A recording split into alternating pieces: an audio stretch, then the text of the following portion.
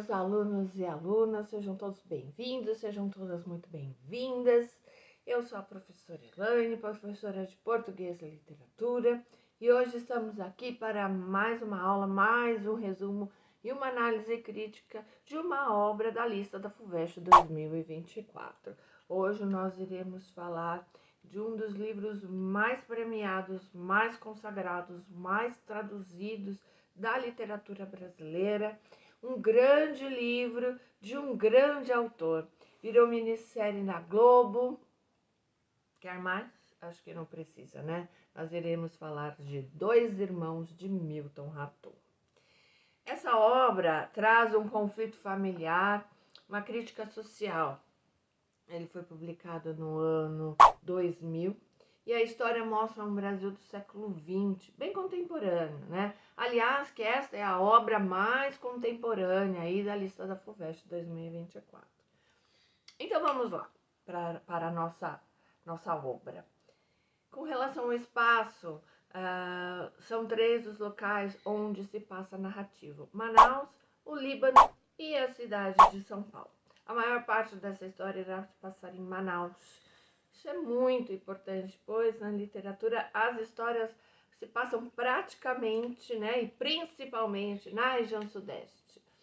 E a região sudeste foi palco para a literatura por muito tempo, né? Acho que vocês já perceberam isso.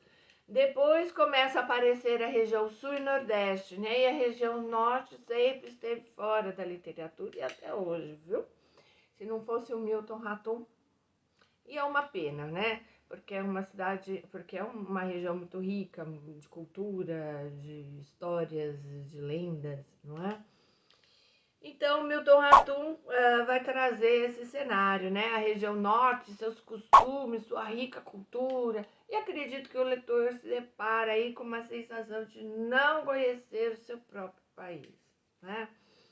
Com relação ao tempo, nós não temos exatamente um tempo cronológico, né? A história começa no passado e veio para o presente, né? O narrador faz referências ao passado, usando a técnica de flashback, que é o mais comum, né? O tempo todo. Não é tão difícil de entender como em Angústia, de Graciliano Ramos, não, né? Que o narrador vai, volta com tanta rapidez que causa assim um embrólio na cabeça do leitor, e isso não acontece aqui, tá? Isso aqui, essa questão é muito mais tranquila, tá? Falando em calendário, né, a gente está falando do século XX, a história se passa entre os anos de 1940 e 1950. E o autor faz referências aos anos de 1960 e 70, né? Então, o tempo presente do narrador é pós-1970, tá? Ele traz memórias e lembranças pessoais, também coletiva e históricas do Brasil e do mundo, tá? E o foco narrativo? Temos o narrador em primeira pessoa, narrador personagem, mas ele não é o protagonista. Tanto que a gente pensa que o narrador está em terceira pessoa durante boa parte da história. Depois de um dado momento, a gente percebe que o narrador é personagem e faz parte daquela família. Faz parte mais ou menos, tá? A gente chega lá. E falando entre idas e vindas, né, o livro começa no final. Logo na abertura, antes do primeiro capítulo, o narrador, que a gente ainda não sabe quem está contando que tem uma mulher, a Zana, em seu leito de morte. Ela já tem uma certa idade e naquela angústia, né, de estar quase partindo, ela pergunta o seguinte: eu quero saber se os meus 2 meninos, os meus filhos, já fizeram as pazes. E tudo que ela recebe de resposta das pessoas que estão ali à sua volta, né? É um grande silêncio. Silêncio. E vira aquele climão. As pessoas olhando uma para as outras e pensando: eita, como é que a gente vai responder isso aí? E corta, tá? Corta. E aí sim vem o capítulo primeiro capítulo 1. O narrador, então, começa a narrar a história dos 2 irmãos, que dá nome à obra, né? Eles são o Yahub, ou Yakub, a brasileirando, e Omar, que são gêmeos. Yaqub é o mais velho e Omar o mais novo. A diferença aí de minutos, que faz toda a diferença na história. Ao tempo todo a gente tem essa referência, o mais velho e o mais novo, tá? E quem são os pais deles? O pai é o Halim, que é um cara absolutamente apaixonado pela esposa. Ele a venera, tem um tanto de possessão, um tanto de ciúme, ao mesmo tempo que é fofinho, porque ele é todo galante, cuida dela com carinho, né? Ela é a Zana, que já foi apaixonada pelo marido, mas que acabou transferindo esse amor para os filhos, ou melhor, para o filho. Então, Halim é um cara meio amargurado, né, por ter se tornado pai.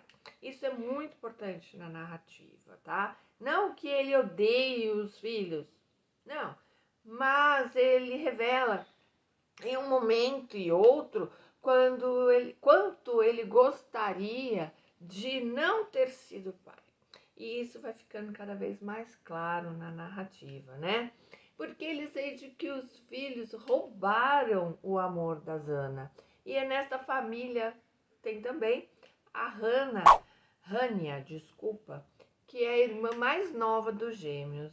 Ela nunca se casa e isso gera algumas especulações, alguns burburinhos na família.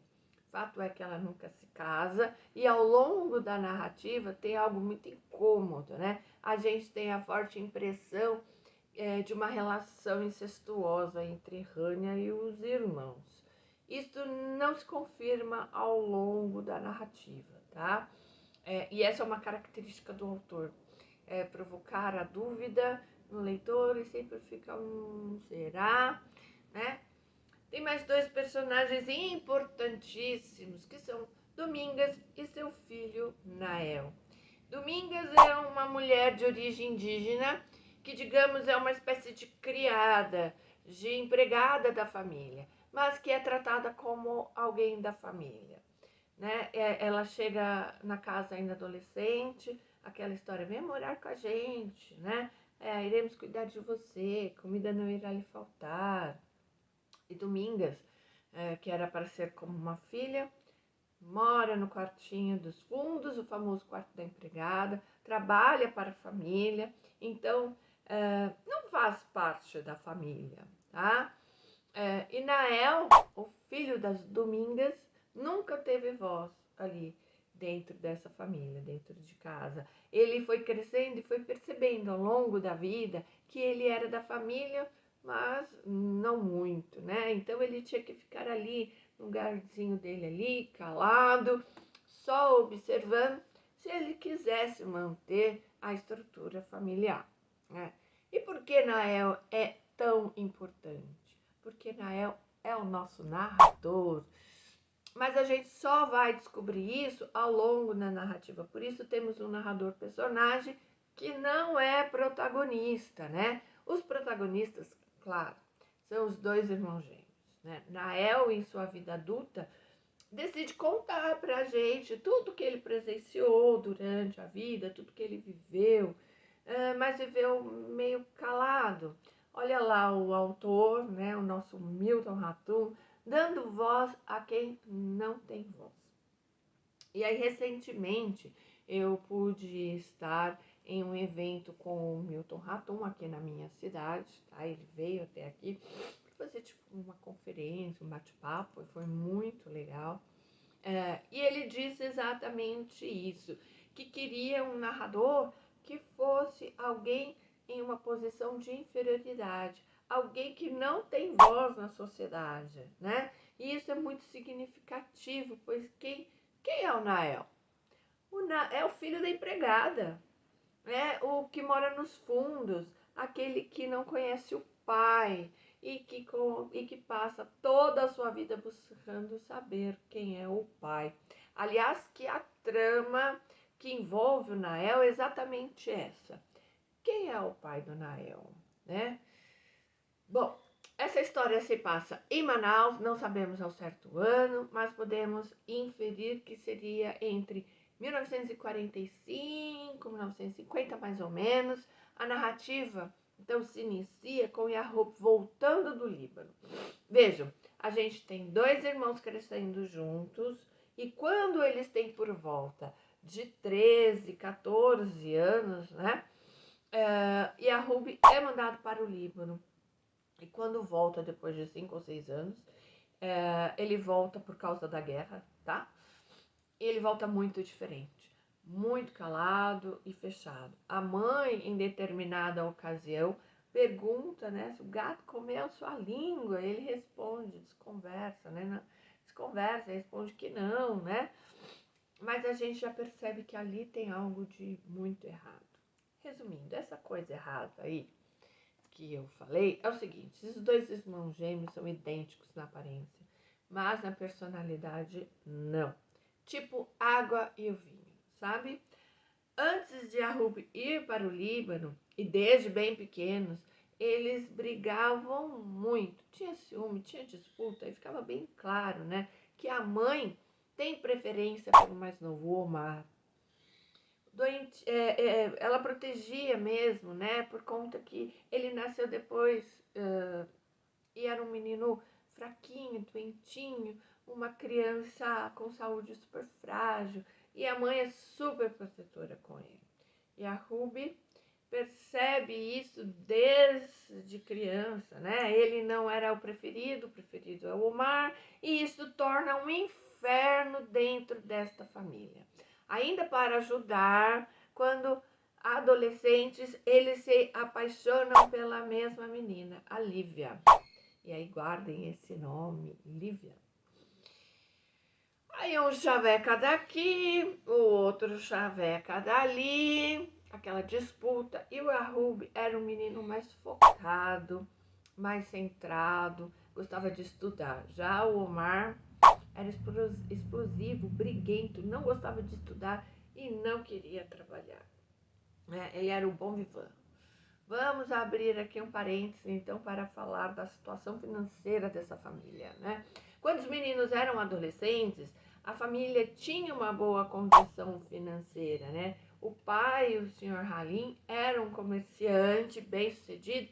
A mãe, a Zana, vinha de uma família de posses. Né? O Yahub entende que ele precisa usar isso a favor dele, estudar, ter uma profissão, enfim. O Omar, não. Ele era farra, zoeira, não estava nem aí. E numa bela noite estavam os dois no cinema.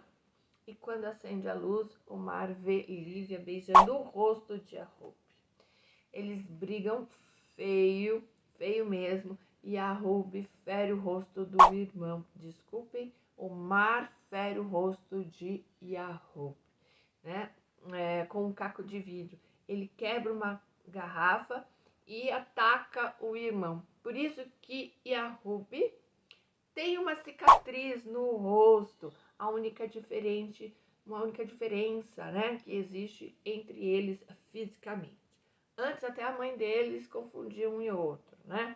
A cicatriz passa a ser então a representação da briga dos irmãos, o ódio e o eterno, né?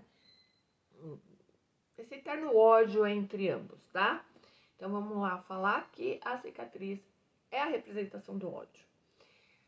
Vou ler um trechinho para vocês. A cicatriz já começa a crescer no corpo de Yahub. A cicatriz, a dor e algum sentimento que ele não revelava e talvez desconhecesse, né? Então, além da cicatriz do rosto, o Yahub tinha uma cicatriz interna, né? E é isso que esse trecho transparece aqui pra gente, né? E é um sentimento que talvez ele não saiba lidar, que ele não saiba falar sobre ele, certo? Até esse momento da narrativa, né, poderíamos ter dúvidas de o porquê um ter sido, né, enviado para o Líbano e o outro ficou. Na verdade, essa era a vontade da mãe, a Zana, separar os dois, pois não era segredo para ninguém que eles se odiavam. Então a solução da mãe, né, foi separá-los. E o narrador deixa claro que durante esses anos o Omar foi criado como filho único. Agora vocês imaginem a cabeça daquele que foi enviado para longe, né? Ele iria querer ficar trocando ideia lá com a mãe? Não, né? É por isso que ele era tão calado, né? E quando ele volta, as brigas voltam também, tá? Na festa que a mãe faz de boas-vindas para Yahub, fica um climão ali entre os dois, os convidados, a mãe, todo mundo. Pois a mãe, né, fica mais feliz de ver o Omar chegando na festa do que com a presença do Yahub, que ela não via há anos, né? E a festa era para ele. Aí ela tenta disfarçar, pede para que eles se abracem, porém eles se olham e lembram de tudo: as brigas, a cicatriz, e não se abraçam, tá? O clima ficou realmente muito pesado. Mas Yahub era muito estudioso e consegue um meio de estudar em São Paulo. E vai estudar. E ele sai de Manaus por causa da briga com o irmão, mas não só por isso, né? Ele percebe que está em uma região com pouco desenvolvimento.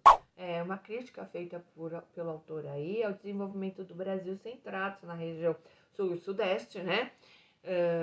Até agora, em 2023, temos um país que não cuida de forma igualitária de todas as suas regiões. Imaginem naquele tempo, né? Então, vou ler um trechinho para vocês que conta um pouquinho disso. A euforia que vinha de um Brasil tão distante chegava a Manaus como um sopro amornado. E o futuro, ou a ideia de um futuro promissor, dissolvia-se no mormaço amazônico. Estávamos longe da era industrial e mais longe ainda do nosso passado grandioso. Então aí ele fala como era, né, viver em Manaus, né, com relação ao desenvolvimento. Bom, Yahub entra na Escola Politécnica, Faculdade de Engenharia da USP. Olha, parabéns para ele, né? Que entrou na USP, que legal. E é super bem sucedido, né? Inclusive em São Paulo ele se casa. Com quem?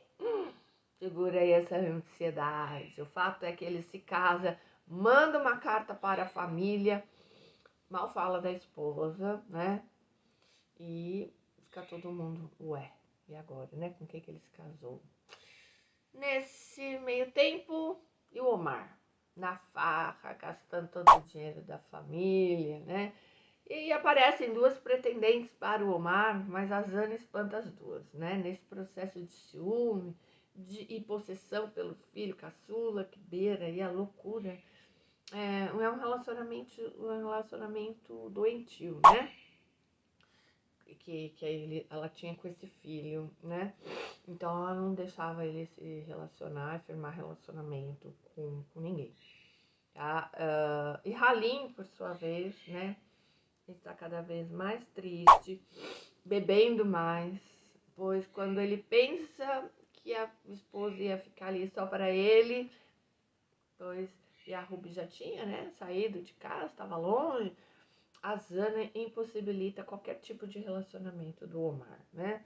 Então, nesse ponto da narrativa, o Omar está dando tanto problema que a Zana tem uma ideia muito ruim, por sinal. Ela pede para Yahub receber Omar em sua casa, em São Paulo, porque na cabeça dela isso faria com que Omar ficasse mais calmo. E a Ruby reluta muito, né? Não queria o irmão por perto. Ele tinha motivos, né? Negou o pedido da mãe até que ele propõe, né? Ele se propõe, na verdade, a alugar para o irmão um lugar, um quarto, numa pensão e matriculá-lo num colégio particular. Caçula parte para São Paulo, então, né? O Omar vai para São Paulo e durante algum tempo ali porta-se de maneira exemplar. Só que não. O Omar sempre estava aprontando alguma. De repente chega a notícia do seu desaparecimento, né? E algum tempinho depois descobre-se então que ele se envolveu com a empregada do Yahoo para ter acesso à casa do irmão. Porque o Yahoo tinha proibido o irmão de entrar na casa dele. Por que será, né?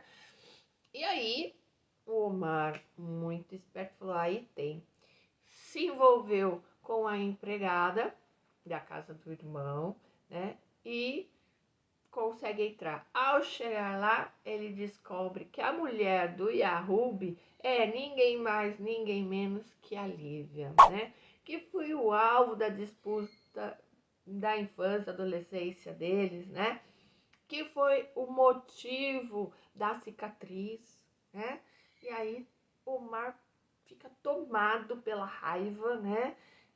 Ele cata as fotos de casamento e desenha muitas obscenidades para falar nas fotos, né? Rouba dólares e o passaporte do irmão e foge para os Estados Unidos, né? E aí, numa visita Yahub à família em Manaus, né?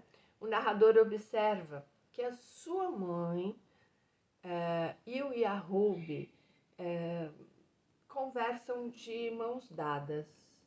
Aí ele desconfia, né, ter descoberto a identidade do pai. E aí ele fica com aquela coisa, né? O Yahub é o meu pai. De volta a São Paulo, né, o Yahub prospera cada vez mais e Omar retorna a Manaus, onde se envolve em atividades de contrabando com uma mulata conhecida como pau mulato. Depois foge de casa por um longo tempo, né? Zana, a mãe, vai atrás dele e após uma discussão muito feia ali, o traz para casa, de volta, né? Na sequência, o narrador revela sua paixão por Rania, que, no entanto, ele só irá conceder uma única noite de amor para o Nael, né, o nosso narrador. Eles cresceram ali juntos como irmãos, né? Mas não eram irmãos. E aí ele se apaixona por ela. Mas ela... Halim envelhece e a presença definitiva do Omar em casa, né? O deixa pouco à vontade ali. Ele não conseguia se relacionar muito bem com o Omar. Aliás, porque a única pessoa que conseguia se relacionar bem com o Omar era a mãe. Outra faceta de Omar, né, é narrada no episódio da prisão, né, a morte, prisão e morte de um professor que ele teve, que ele se afeiçoou muito, que é o Antenor Laval. Isso acontece em abril de 1964, logo após o golpe militar. Laval é espancado por policiais em praça pública e preso, né, e depois... 2 dias depois, fica sabendo que ele está morto. Omar fica muito abalado porque foi o único professor que ele se afeiçoou na vida toda dele, né? E esse professor tinha ligação com sindicatos, enfim. Então, a gente vê aí, né, uma certa crítica do autor, né? A gente vai falar sobre isso já já. Halim se entrega cada vez mais ao passado e sai de casa frequentemente para longas caminhadas pela cidade, sempre seguido por Nael, né? Nael era tipo um anjo da guarda aí pro Halim. Ele gostava muito do Halim, imaginava ali que o Halim poderia ser seu avô, né? Ele não sabia de onde, de qual dos dois, mas ele desconfiava ali que o Halim era o seu avô. Até que na véspera do Natal, em 1968, ele só volta de madrugada, né? E depois que todos já tinham dormido, né? E de manhã eles acordam, o pessoal da casa acorda e o encontram sentado no sofá, morto já, né? Omar fica desesperado e começa a dirigir, então, ofensas ao pai, né?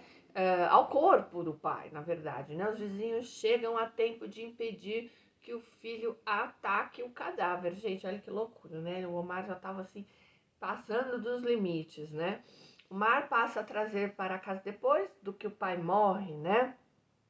O Omar passa a trazer para casa um indiano chamado Roshira, que pretende construir um hotel em Manaus. Zana vê aí a possibilidade de reconciliar os dois irmãos. Não, né? Mas vocês também não podem se esquecer que o Yakub era o engenheiro, o Omar não. Então, ela pensa, bom, o Yakub poderia ajudar, né? E o caçula vê as intenções da mãe e tenta esconder o indiano, mas não adiantou, né? Por carta, a Zana chama o Yakub, que após algum tempo aparece secretamente em Manaus, não fala para a mãe que está em Manaus, se hospeda num hotel isolado e se associa a Roxiran. Numa manhã, Yakub surge na casa, deita-se na rede, chama Domingas para deitar-se com ele, né?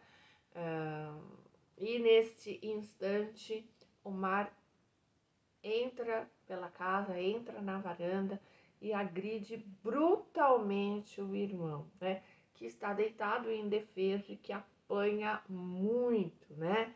Rasga seus projetos ali do hotel, da construção do hotel, né? E os panos da Zana vão por água abaixo. E o Yakub tenta trair, né, o Omar. Então, vamos abrir um parênteses aqui.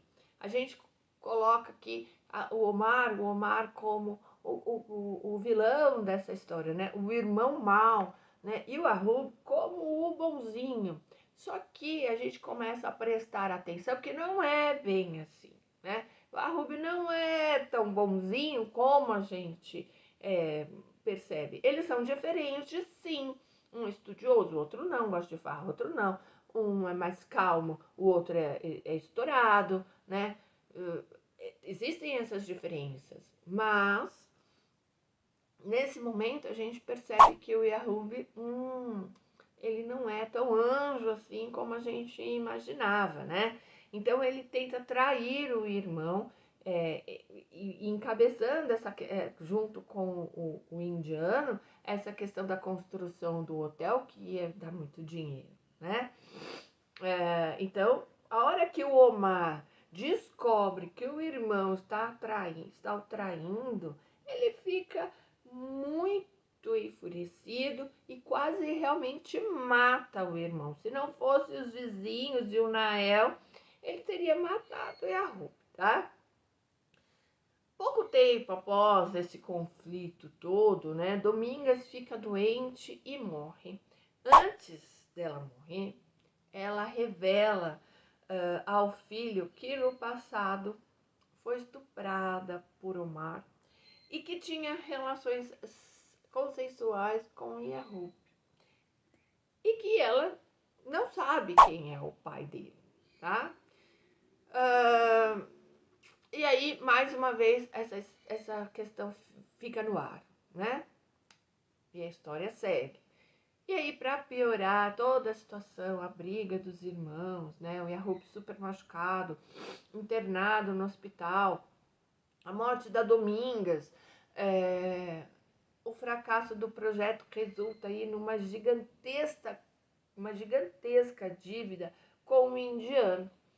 E aí, um dia, Roxiran aparece e pede a casa como forma de acerto da dívida. A sugestão veio do Yakub. Olha aí, mais uma vez o Yakub, né? A Rania até tenta conversar com ele. Ele falou que ele não queria saber, que era para tirar a mãe de lá, que era para ela sair também e que ela que se virasse, né? Porque ele não ia bancar a dívida que o Omar provocou, né? Então aí ele tá certo, ele tá errado, ele fez certo, fica mais uma vez aí, né, por conta do leitor, da leitora, né, tirar as suas conclusões, né? Então aí a Rania vê que não tem jeito, prepara ali um bangalô para levar a mãe resiste a abandonar a casa, tá? Uma casa que já está em frangalhos, a casa está ruindo a casa, a construção, ela está ruindo, despedaçando, né? Era uma casa muito antiga, sem manutenção e estava caindo aos pedaços, tá? Omar torna-se um foragido porque na agressão o Yahub denuncia para a polícia, tá? E ele tem que fugir. Nesse meio tempo ocorre a morte de Zana, né?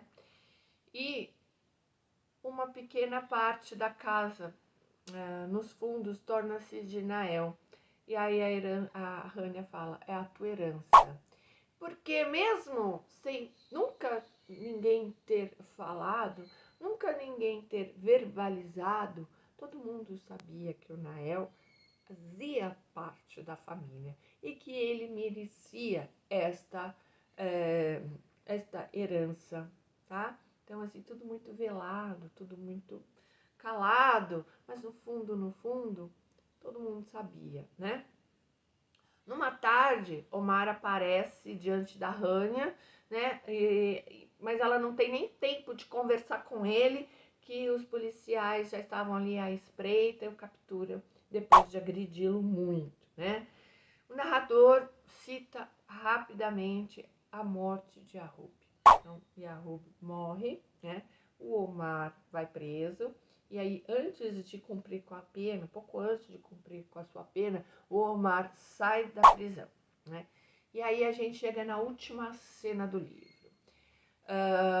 Chove torrencialmente e o Omar aparece diante do Nael e fica olhando para o Nael e o olha fixamente, né? Parece que ele está aí a um passo de pedir perdão, mas recua e parte lentamente. Ele não fala nada. E assim termina a história, né? Do ponto de vista, então, da sequência de acontecimentos, é isso.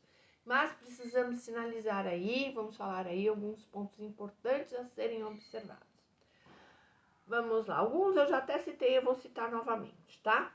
O fato do professor morrer vítima da ditadura, né, mostra claramente a crítica à ditadura militar, já que esse professor fazia oposição ao governo ditador.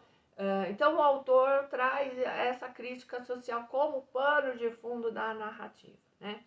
A comunidade sírio-libanesa em Manaus, né? Os imigrantes libaneses são pouco falados na nossa literatura e na nossa sociedade de um modo geral, tá? A evolução histórica de Manaus, né? Da cidade dos narradores, das palafitas à moderna Manaus da Zona Franca, né? Então isso também é colocado como pano de fundo aí da nossa história. Os fatos históricos do século XX, né? A Segunda Guerra Mundial, a ditadura militar, né? E isso, como isso repercutiu lá em Manaus. Outra coisa que a gente tem que observar é a intertextualidade com o texto bíblico e o mito dos irmãos que se odeiam, Caim, Abel, Esaú e Jacó. Aliás, que Milton nos conta, né, que esta foi a inspiração para a inspiração primeira para ele poder escrever esse livro, né? E a referência também ao texto de Machado é explícita, né, em Dois Irmãos, pois a descrição de Rania, que é apaixonada por seus irmãos, é a mesma que Machado utiliza para descrever Flora, que é apaixonada por Pedro e Paulo em Esaú e Jacó. Tá? Então a gente tem aí essa intertextualidade com a Bíblia, né, e com Machado de Assis em Esaú e Jacó, tá certo? A figura da Domingas, né, a agregada, que não é da família, uma figura recorrente da literatura brasileira e recorrente também na nossa realidade. A Domingas tem origem indígena, que é retirada da sua tribo, do seu povo, para servir o branco. É uma situação análoga à escravidão, muito comum em nosso país, muito mais do que vocês imaginam. Aliás, que recentemente nós tivemos aí um buchicho, um burburinho de uma política aí famosa, uma senhora, né, pró-família, pró-cristãos, pró tudo isso, e que foi acusada de sequestrar uma indígena em sua aldeia e que a mantinha, né, como filha, e né? E aí é a mesma história da Domingas. A gente viu isso vir à tona na nossa sociedade muito recentemente, tá? Ela é explorada por essa família, ela é abusada, né? E além disso, Nael tem um inconformismo por não ser reconhecido pela família de Rainha Zana como membro real desta família. Embora todos soubessem, como eu já disse, que na verdade ele era um membro da família, ele era neto de Rainha Zana. Só que ele nunca foi reconhecido como tal. Nunca ninguém falou sobre isso, né? Vida que segue, pareceu uma criança. Tudo bem, vida que segue, vai lá morar no quartinho, o filho da empregada, né? Olha só, eu vou ler para vocês um pedaço sobre essa questão da Domingas, né? E como ela se colocava frente a tudo isso, né? Domingas, a cunhatã mirrada, meio escravo, meio ama, louca para ser livre, como ela me disse certa vez. Cansada, derrotada, entregue ao feitiço da família, não muito diferente das outras empregadas da vizinhança, alfabetizadas, educadas pelas religiosas das missões, mas todas vivendo nos fundos da casa, muito perto da cerca ou do muro, onde dormiam com seus sonhos de liberdade. Olha só aí a denúncia, né? O que acontece? Essas missões religiosas que vão até os indígenas, os alfabetizam e os preparam para sair das aldeias indígenas e trabalhar para o branco. Isso é nítido, isso é claro, né? Isso acontece, gente, né? E a Domingas é essa figura da nossa sociedade, tá certo? O declínio literal da família e o declínio da casa, né? A família, ela entra num declínio que as estruturas ruins, a da casa vai ruindo e se deteriorando juntamente com as relações familiares. Tudo ruim, né? O que sobra dessa estrutura? O quartinho dos fundos que Rania deixa de herança para o Nael. Quem é o pai do Nael? Não sabemos.